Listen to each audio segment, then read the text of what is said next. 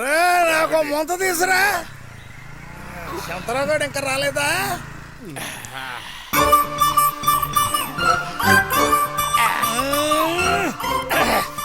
రాయ్ తినమరగా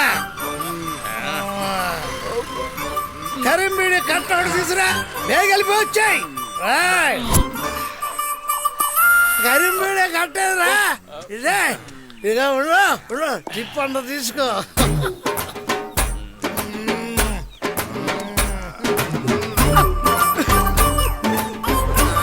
ఇదిగో నా తెల్లి చెట్లకి పిచ్చి ఎక్కిపోయింది కదా. పిచ్చి కాదురా, మెంటల్ రా.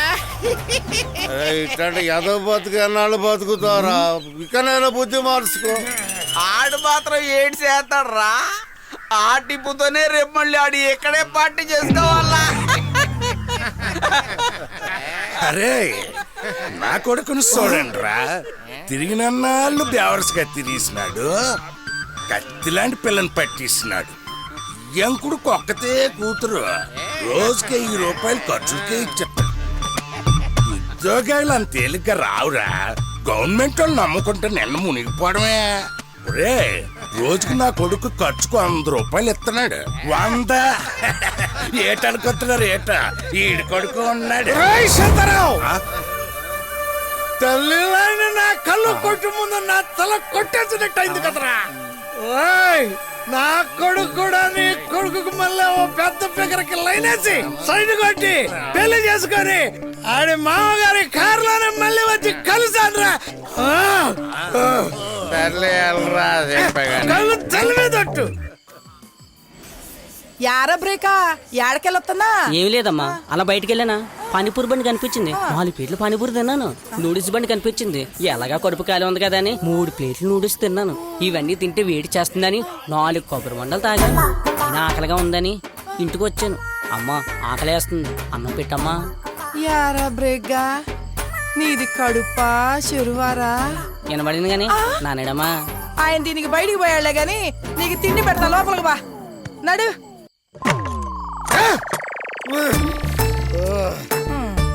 వచ్చాడు తాగుబోతు వచ్చినాడు. అందరూ ఆశ్చర్యంగా చూస్తున్నారంటే కామెడీ ముందే మా నాన్న పేసు ఇంత సీరియస్ గా ఎందుకుందా అని. నాకు ఆనందమైన బాధ అయినా దిగులైనా అన్ని ఆడి గురించారా నా నల్లగాయ. వాడేం చేశాడయ్యా? ఎప్పుడు వాడినంటావు? ఆడేం చేశాడు అంటావంటే? పెళ్ళైన వయసు వచ్చింది కానీ పెళ్లి చేసుకోమని కాదు. ఈ విశాఖపట్నంలో ఉన్న 100 ఫిగర్లలో ఒక్క ఫిగర్ ని సెట్ చేసుకోరా అన్న. మనకి రొచ్చు బతుకు పోయి రిచ్ బతుకొచ్చుద్ది అని చెప్పానా? అదేమన్నా సైకిల్ టైర్ అని సెట్ చేయడానికి ఫిగర్ అంటున్నాం. ఆ పదాలు నేను ఎప్పుడేం లేదు. అసలు ప్రేమ అంటే ఏంటి నాన్న? నాన్నకి అమ్మ మీద లేదు కదా, అదే ప్రేమంటే. అరే ఒకప్పుడు ప్రేమ అంటే మనిషి మనసారా కోరుకునేది.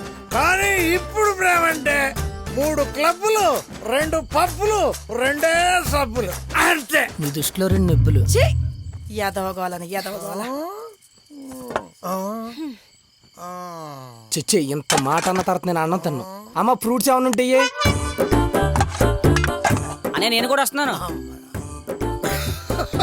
కూర్చొని ఆలోచించండి అంటే లేచి వెళ్ళిపోయారు.